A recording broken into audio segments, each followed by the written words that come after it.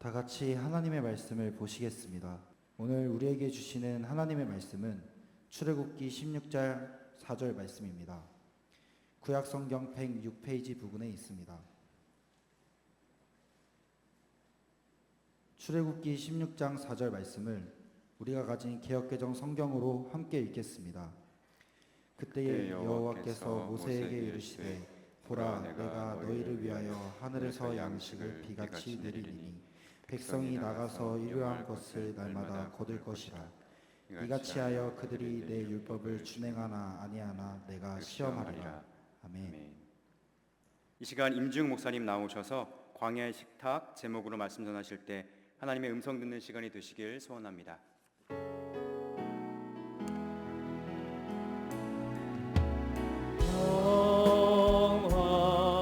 하나님의 평강이 당신의 삶에 넘쳐나기를.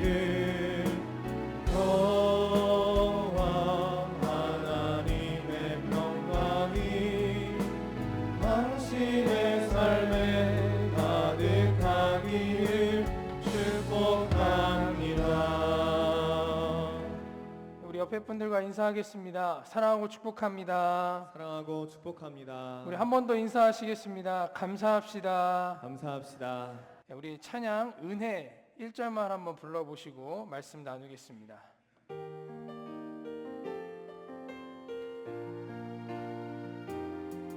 내가 누려왔던 모든 것들이,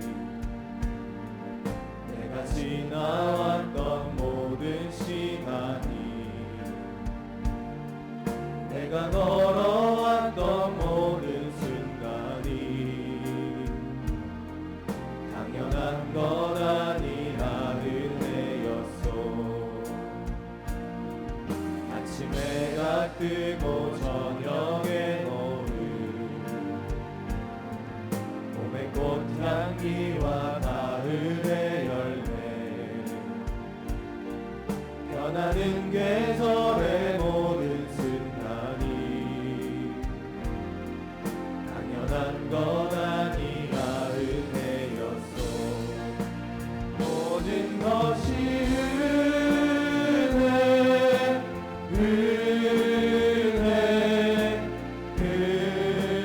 은혜, 한없는 은혜. 내 삶에 당연한 것 하나도 없었던 것을, 모든 것이 은혜, 은혜였소. 아멘. 우리 오늘 말씀의 제목을 같이 따라 하시겠습니다. 광야의 식탁. 광야의 식탁.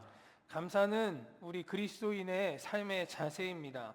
감사는 우리를 향한 하나님의 뜻이기 때문입니다. 데살로니가전서 5장 18절 보시면 범사에 감사하라, 이것이 그리스도 예수 안에서 너희를 향하신 하나님의 뜻이니라 라고 말씀하십니다.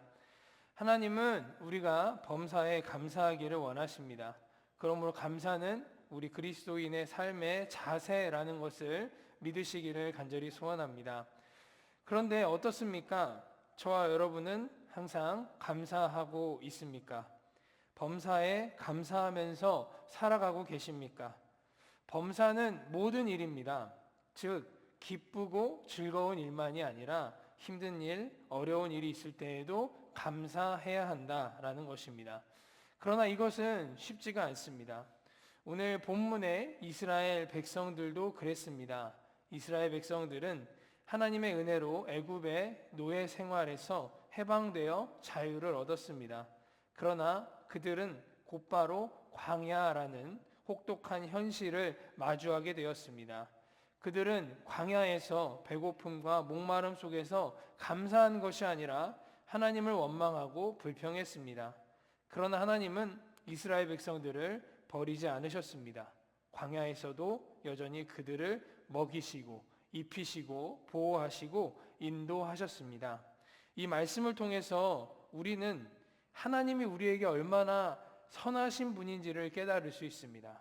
그리고 항상 은혜를 베풀어 주시는 선하신 하나님이 우리 곁에 계시기 때문에 우리는 힘든 상황에서도 하나님께 감사할 수 있음을 깨달을 수가 있습니다.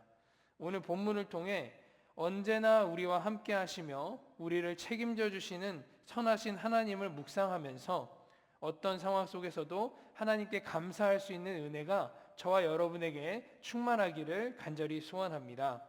우리 첫 번째 따라해 보시겠습니다. 광야에서 마주한 현실. 광야에서 마주한 현실. 자, 이스라엘 백성들이 애굽에서 탈출해서 홍해를 건넜습니다. 이제 가나안 땅을 향하여 가는 일만 남았습니다. 그러나 가는 길이 쉽지 않았습니다. 이스라엘 백성들은 홍해를 건너고 나서부터 광야의 길을 걸어야 했기 때문입니다. 광야는 어떤 곳일까요? 광야는요, 모래사막과 암석지대와 건조한 산악 지형이 섞인 지역입니다. 그래서 바위나 자갈, 메마른 협곡이 많습니다. 그리고 뜨거운 햇빛이 내리쬐는 곳입니다. 그래서 낮에는 너무나 더워요. 근데 밤에는 또 춥습니다. 그러면 일교차가 너무나 크죠. 비는 거의 내리지 않고요. 그래서 식물은 드물고 길을 잃을 수 있는 그 길이 없어서 방향을 잃기 쉬운 곳이 바로 광야입니다. 말 그대로 생명이 버티기 힘든 곳, 그곳이 바로 광야라는 것입니다.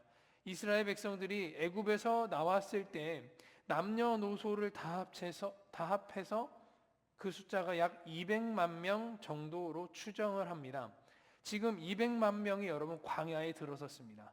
홍해를 건너서 먼저 마라라는 곳에 도착을 했고, 그리고 엘림을 지나서 이제 신광야라는 곳에 도착했습니다. 출애굽기 16장 1절 보시겠습니다. 우리 다 같이 읽겠습니다. 시작. 이스라엘 자손의 온 회중이 엘림에서 떠나 엘림과 시내 산 사이에 있는 신광야에 이르니 애굽에서 나온 후 둘째 달 15일이라. 아멘. 자, 애굽에서 나온 지 둘째 달 15일이라고 하는데요. 이스라엘 백성들이 신광야에 도착을 했을 때 그때가 애굽에서 나온 후 둘째 달 15일 되는 날이었습니다. 이스라엘 백성들이 애굽을 떠난 날이 1월 15일이었기 때문에 약 한 달 후에 지금 이 신광야라는 곳에 도착한 겁니다. 그렇다면 그동안 애굽에서 가지고 나왔던 양식들이 있었을 텐데 아무리 많았다고 해도요, 이때 양식이 거의 다 떨어진 상태였을 겁니다. 그들은 이제 광야에서 생존의 위협을 느끼게 되었습니다. 이 상황에서 이스라엘 백성들은 모세와 아론을 원망합니다. 출애굽기 16장 2절 보시면 이스라엘 자손 온 회중이 그 광야에서 모세와 아론을 원망하여 라고 말합니다. 이스라엘 백성들은 모세와 아론을 원망하고 불평을 늘어놓았습니다. 그들을 이끌고 온 지도자들을 원망한 겁니다. 그런데 여러분, 이것은 사실은 그들을 지도자로 임명하신 하나님을 원망하고 있는 겁니다. 하나님께 지금 불평하고 있는 거예요. 그렇다면 이스라엘 백성들이 뭐라고 원망하면서 불평을 했을까요? 우리 출애굽기 16장 3절 보시겠습니다. 같이 읽어보시겠습니다. 시작. 이스라엘 자손이 그들에게 이르되 우리가 애굽 땅에서 고기 가마 곁에 앉아 있던 때와 떡을 배불리 먹던 때에 여호와의 손에 죽었더라면 좋았을 것을 너희가 이 광야로 우리를 인도해 내어 이 온 회중이 줄여 죽게 하는도다. 이스라엘 백성들이 불평하고 원망하는 이유는 바로 배고픔 때문입니다. 우리가 살아가면서 가장 중요한 세 가지가 바로 의식주입니다. 옷, 음식, 집, 즉 입는 것, 먹는 것, 사는 것이죠. 그런데 이 세 가지 중에 생존의 관점에서 보면요, 제일 중요한 게 먹는 겁니다. 그래서 사실 이스라엘 백성들의 원망과 불평이 인간적으로는 이해가 됩니다. 그렇지 않아도 광야에서 너무나 지금 힘들고 고생하고 있는데 양식까지 떨어진 겁니다. 진짜 죽을 것 같은 상황이 닥친 겁니다. 결국 그들이 광야에서 맞이한 현실이라는 것은 엄청난 고생과 배고픔으로 인한 생존의 위협이었던 겁니다. 저와 여러분은 어떻습니까? 저와 여러분의 인생에도요, 광야와 같은 그런 힘든 현실에 부딪힐 때가 있습니다. 질병으로 인한 건강의 문제, 경제적인 어려움, 인간 관계에서의 어려움, 가정의 문제, 자녀의 문제 등 여러 문제와 고통과 고난이 우리를 찾아옵니다. 그 중에는 정말 내가 지금 죽을 것 같은 그런 엄청난 고통과 고난을 동반한 문제들도 있을 겁니다. 이렇게 내 삶이 광야와 같은 고통 가운데 있을 때에 그 고난의 현실 앞에서 저와 여러분은 어떤 태도를 보이십니까? 오늘 본문에서 이스라엘 백성들은 그 현실 앞에 불평하고 원망했습니다. 인간적으로 보면 이들의 원망과 불평은 이해가 되지만, 그러나 문제는 그 불평이라는 것이 결국 감사의 문을 닫아버린다는 겁니다. 저와 여러분, 불평은 현실을 더 어둡게 만듭니다. 불평은 지금 광야 같은 현실을 더 힘들게 만듭니다. 불평하면 내가 마음에 있는 것들 다 쏟아내는 것 같아서 뭔가 스트레스가 풀리는 것 같이 그런 생각이 들 수도 있지만 아닙니다. 불평은 오히려 문제를 더 크게 만드는 겁니다. 그렇지 않아도 큰 문제를 더 큰 문제로 받아들이게 만드는 게 불평이라는 겁니다. 그래서 지금 힘든 현실을 더 끔찍한 지옥으로 몰고 가는 게 불평입니다. 그래서 불평이라는 것은 감사의 걸림돌입니다. 불평은 감사의 최대의 적입니다. 그렇다면 우리는 광야 같은 현실 앞에서 어떻게 해야 됩니까? 그것은 바로 우리 하나님을 바라보는 것입니다. 고난의 광야에서 우리가 주목해야 할 분은 바로 하나님이십니다. 왜냐하면 하나님이 이 상황을 바꿔주실 유일한 분이시기 때문입니다. 하나님만이 지금 내 문제를 해결해 주실 유일한 분이시기 때문입니다. 이 사실을 믿으시기를 간절히 소원합니다. 그러므로 불평하지 말고 하나님을 주목하고 바라볼 수 있는 저와 여러분 되시기를 간절히 소원합니다. 두 번째 한번 따라해 보시겠습니다. 불평하는 이유, 잊어버린 은혜. 불평하는 이유, 잊어버린 은혜. 앞에서 말씀드렸듯이 이스라엘 백성들이 불평하고 원망하는 이유는 바로 양식이 떨어져서 죽을 것 같았기 때문입니다. 그런데 여러분, 이것은 그냥 겉으로 나타난 표면적인 이유입니다. 사실 이스라엘 백성들이 불평했던 근본적인 이유는요, 하나님을 잊어버렸기 때문입니다. 하나님이 어떤 분인지를 기억하지 못해서입니다. 그들에게 베푸신 하나님의 은혜를 잊어버린 겁니다. 우리 출애굽기 16장 3절 말씀 다시 한번 보시겠습니다. 같이 읽어보겠습니다. 시작. 이스라엘 자손이 그들에게 이르되 우리가 애굽 땅에서 고기 가마 곁에 앉아 있던 때와 떡을 배불리 먹던 때에 여호와의 손에 죽었더라면 좋았을 것을 너희가 이 광야로 우리를 인도해내어 이 온 회중이 줄여 죽게 하는도다. 아멘. 자, 지금 이스라엘 백성들은 불평하면서 어떻게 하냐면요, 과거를 지금 회상하고 있어요. 그리고 그때가 더 좋았다라고 말하고 있습니다.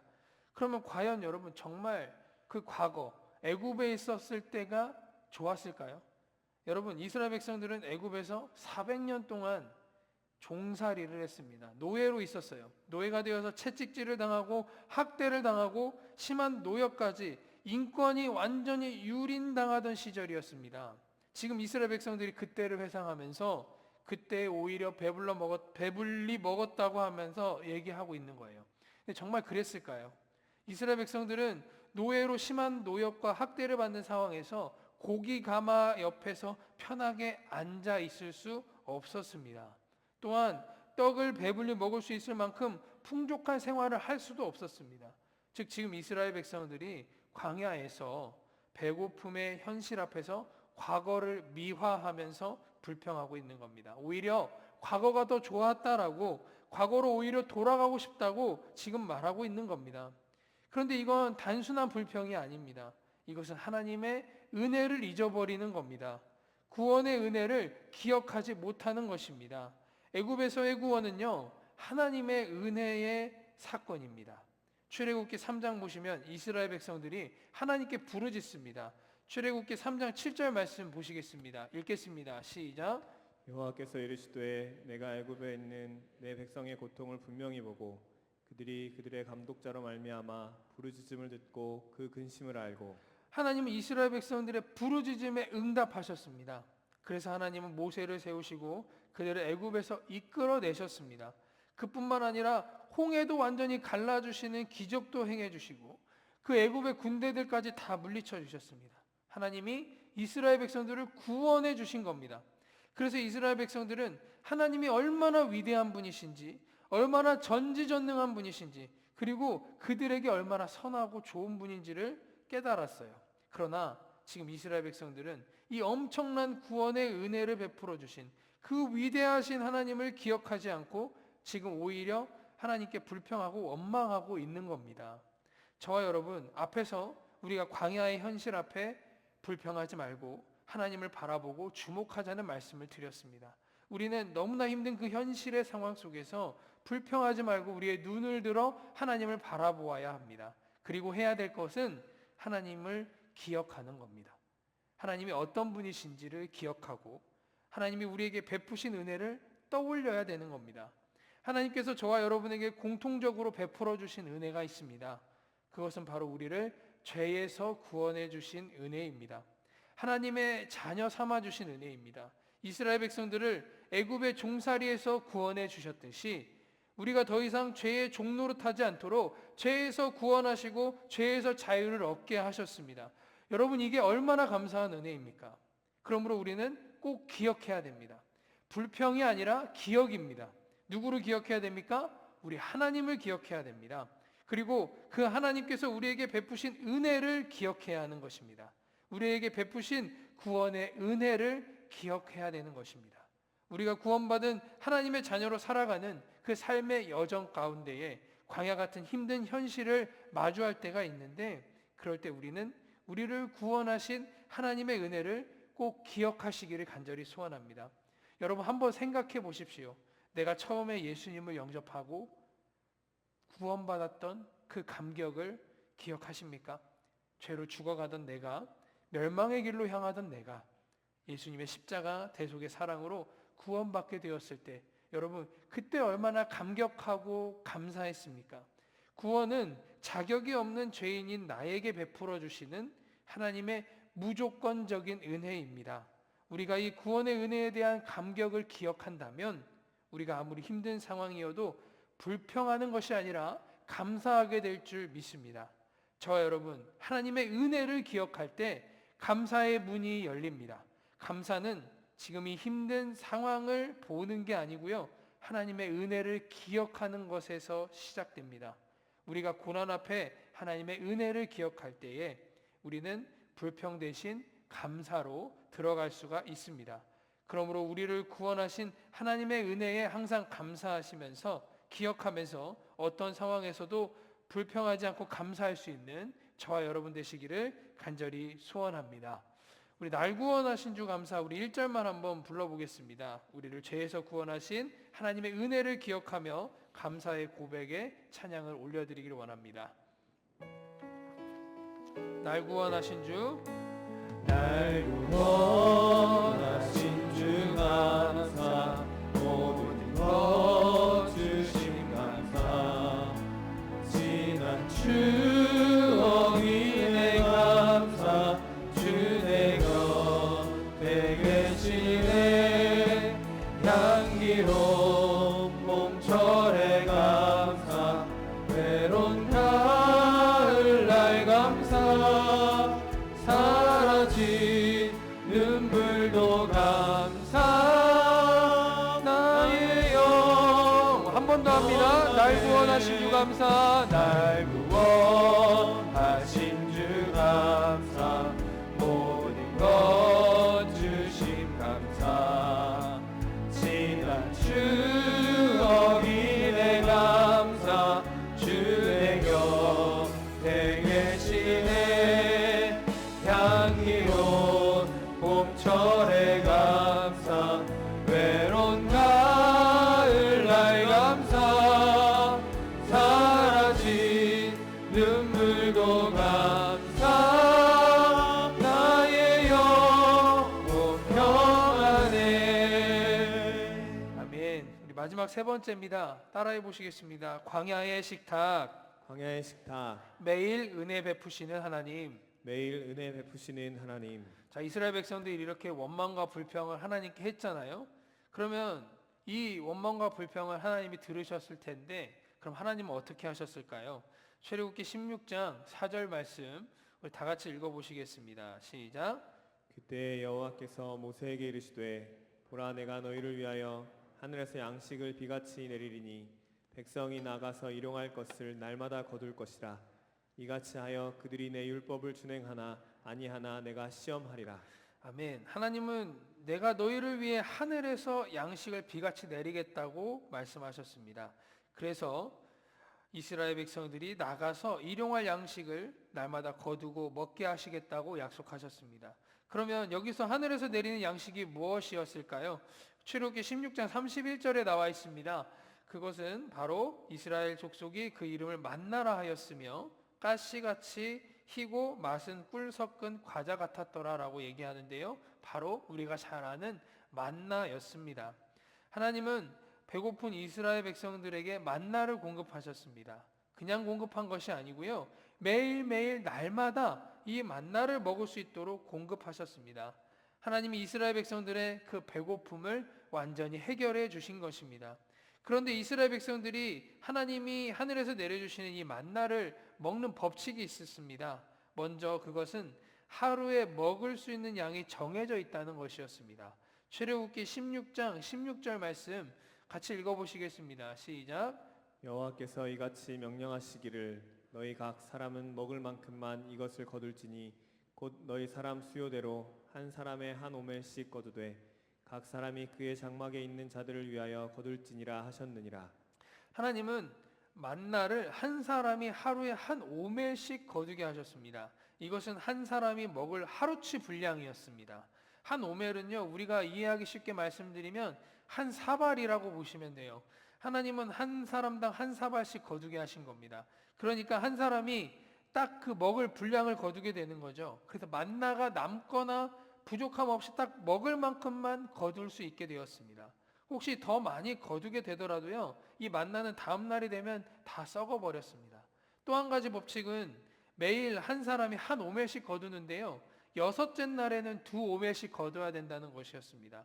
출애굽기 16장 5절 보시면 여섯째 날에는 그들이 그 거둔 것을 준비할지니 날마다 거두었던 것에 갑절이 되더라라고 합니다. 안식일 전날이 여섯째 날에는요, 갑절을 거두게 하셨습니다. 일곱째 날인 안식일에는요, 만나가 내리지 않을 것이기 때문입니다. 저와 여러분, 하나님은요, 이스라엘 백성들을 애굽에서 구원하신 것으로 끝내지 않으셨습니다. 배고픈 그들에게 하늘에서 만나를 내리셔서 먹이셨습니다. 그 힘든 광야에서 식탁을 차려주신 겁니다. 이를 통해 너희의 공급자는 바로 나 하나님이다. 너희의 생명은 나 하나님에게 달렸다라는 것을 분명하게 알려주셨습니다. 그래서 하나님은 이스라엘 백성들이요, 하나님만을 의지하게 만드셨습니다. 매일매일 꼭 그날 분량만을 주심으로써 매일매일 하나님을 생각하고, 오늘 또 하나님이 만나를 내려주시겠지라고 생각하면서 하나님을 의지하게 만드신 겁니다. 또한 여섯째 날에는 이틀치 분량을 거두게 하심으로써 안식일에도 하나님이 먹이시는 것을 믿게 하셨습니다. 매일매일 그 하루만이 아니라 다음 날에도 하나님은 우리에게 양식을 주시는 분이다. 이것을 알게 하심으로써 하나님은 우리를 항상 책임져 주시는 분이다 라는 것을 믿게 하시는 겁니다. 저와 여러분, 하나님은 이스라엘 백성들에게 구원의 은혜만을 베푸신 것이 아니라 계속 먹이시고 입히시고 인도하면서 매일의 삶 속에서 은혜를 베푸시는 분이십니다. 그러므로 하나님은 선하신 분입니다. 하나님은 인자하신 분입니다. 이러한 하나님의 은혜가 지금도 저와 여러분의 삶 속에 끊임없이 흘러오고 있습니다. 하나님은 저와 여러분을 구원하시고요, 항상 먹이시고 입히시고 보호하시고 인도해 주시는 분이라는 걸 믿으시기를 간절히 소원합니다. 지금 저와 여러분의 삶을 돌아보십시오. 모든 것이 다 하나님의 은혜 아니었습니까? 분명한 것은 이러한 은혜를 주신 하나님은요, 앞으로도 계속 우리에게 이러한 은혜를 끝없이 베풀어 주실 것이라는 사실입니다. 그러므로 우리는 힘들 때에도 감사할 수가 있어요. 우리 삶이 광야에서 지치고 힘든 순간을 겪고 있을 때에도 감사할 수가 있는 것입니다. 하나님은 하나님의 은혜를 우리가 깨닫게 해주셔서 그 광야를 지나갈 힘과 능력을 주시기 때문입니다. 광야에서도 하나님의 은혜를 체험하게 하셔서 감사로 승리할 수 있게 하시기 때문입니다. 한 분을 소개해 드리겠습니다. 닉 부이치치라는 분인데요, 지금 사진은 닉 부이치치 가족 사진입니다. 닉 부이치치는요, 팔 다리가 없이 태어났습니다. 누가 봐도 그의 삶은 절망 그 자체였습니다. 그는 어릴 때부터 놀림을 당하고요, 그래서 왜 나만 이렇게 태어났나, 그래서 인생을 비관하죠. 그리고 이로 인해서 3번이나 자살을 시도합니다. 그러나 그는 어느 날 하나님의 말씀을 통해서 하나님이 나를 이렇게 창조하셨다면 뭔가 이유가 있을 것이다 라는 걸 깨닫게 되었습니다. 그러니까 자신의 인생이 불행이 아니라 하나님의 손에 있다라는 걸 깨닫게 된 겁니다. 그는 삶을 비관하고 원망하던 입술로 감사의 고백들을 하기 시작했습니다. 하나님, 저에게 팔과 다리가 없지만 나의 입술로 당신을 찬양합니다. 닉 부이치치는 팔다리가 없는 절망의 상황에서도 하나님이 나에게 주신 은혜들을 생각하면서 감사했던 겁니다. 이후에 닉 부이치치의 삶은 완전히 달라졌습니다. 모든 어려움들을 이겨냈습니다. 이 신체적인 어려움들을 다 이겨냈어요. 대학도 다니고요. 남들이 하는 모든 것들을 지금 다 하면서 살고 있습니다. 결혼도 하고 지금 보십시오. 아이들도 낳고 살고 있습니다. 그리고 그는 온 세계를 다니며 절망한 사람들에게 이러한 희망의 메시지를 전하고 있습니다. 우리 같이 한번 보시겠습니다. 같이 한번 읽어보실게요. 시작. 나는 내게 없는 것에 집중하다가 절망했지만 하나님이 내게 주신 것에 눈을 뜨자 감사가 시작되었다. 하나님이 나를 이렇게 만드신 것에 감사드린다. 감사는 기적의 문을 연다. 저와 여러분, 그의 삶은 지금 우리에게 이러한 메시지를 던져주는 것 같습니다. 이것도 한번 보시겠습니다. 같이 읽어보겠습니다. 시작. 하나님이 주신 오늘의 은혜를 붙드는 사람은 광야 한가운데서도 감사할 수 있다. 여러분 아멘이십니까? 이렇게 닉 부이치치는 광야 같은 인생 가운데서 하나님의 은혜를 붙잡고 지금도 하나님께 감사를 고백하면서 살아가고 있습니다.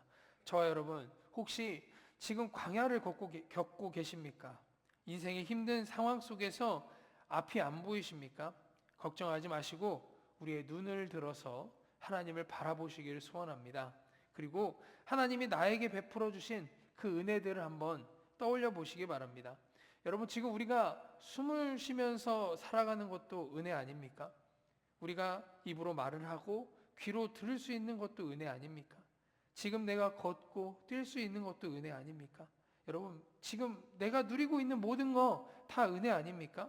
이 모든 것이 다 하나님이 우리에게 베푸신 은혜라는 것을 믿으시기를 간절히 소원합니다.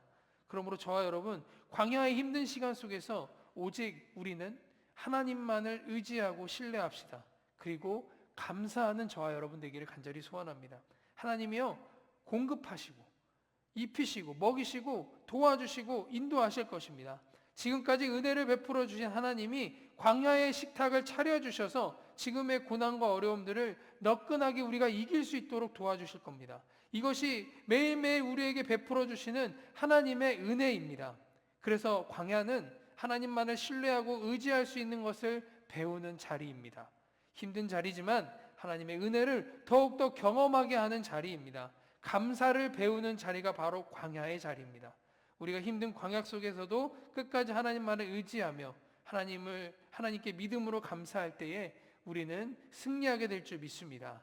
말씀을 정리하고 마치겠습니다. 우리가 항상 감사하는 삶을 살아갈 수 있는 건 아닙니다. 그런 삶을 살아가기가 참 어렵죠. 특히 광야에서 힘든 삶을 살아간다면 오늘 본문의 이스라엘 백성들처럼 감사가 아니라 우리 입에서 불평과 원망이 나오기 마련입니다. 그러나 여러분, 우리가 확실히 말씀드릴 수 있는 건 그런 삶을 살아갈 수 있지만 우리는 감사할 수 있다는 얘기입니다. 왜냐하면 우리를 구원하신 하나님께서 매일매일 우리에게 은혜를 베풀어 주셔서 지켜주시고 보호해주시고 우리의 삶을 책임져 주시기 때문입니다. 우리가 광야의 길을 걸을 때에도 매일 만나를 공급하시며 식탁을 차려주시고 그 고난을 너끈히 이겨낼 힘을 주시기 때문입니다. 그러므로 우리는 상황이 아니라 하나님을 바라보며 감사해야 됩니다. 환경이 아니라 하나님의 신실하심을 바라보며 감사해야 합니다. 고난 중에도 하나님이 해결해 주실 걸 믿고 우리는 미리 감사해야 될 줄 믿습니다. 감사는 내일의 소망을 여는 열쇠입니다. 감사는 절망의 문을 닫고 은혜의 문을 열어줍니다. 지금 저와 여러분의 인생이 광야 같더라도 하나님이 저와 여러분과 언제나 함께 하십니다. 하나님은 오늘도 저와 여러분의 삶 가운데 은혜를 베풀어 주시는 선하신 분이십니다. 그러므로 불평 대신 감사로, 낙심 대신 믿음으로, 근심과 걱정 대신에 하나님을 향한 무한 신뢰로 나아가시기를 간절히 소원합니다. 감사는 단지 좋을 때만 하는 반응이 아니라 하나님을 믿는 사람의 삶의 자세입니다. 광야 한복판에서도 감사할 때에 그 감사가 기적의 문을 여는 열쇠가 됩니다. 그러므로 오늘도 내일도 언제나 하나님께 감사하며 살아가시는 저와 여러분 되시기를 간절히 소원합니다. 감사가 우리의 하루를 밝히고, 감사가 우리의 인생을 채우고, 감사가 우리의 신앙을 세워줄 것입니다. 저와 여러분의 삶이 매일매일 감사로 시작하고 감사로 살아가며 감사로 마무리하는 축복된 인생 되시기를 주 예수 그리스도의 이름으로 간절히 축원합니다. 우리 은혜 찬양하시고 기도하겠습니다. 우리 하나님의 은혜를 생각하며 찬양합니다. 내가 누려왔던 모든 것들이, 내가 지나왔던 모든 시간이, 내가 걸어왔던 모든 순간이 당연한 것 아니라 은혜였소. 아침해가 뜨고 저녁에 노을, 봄의 꽃향기와 가을의 열매, 변하는 계절의 모든 순간이 당연한 것 아니라 은혜였소. 모든 것이 은혜, 모든 것이 은혜, 은혜, 은혜, 한없는 은혜. 내 삶에 당연한 것 하나도 없었던 것을 모든 것이 은혜,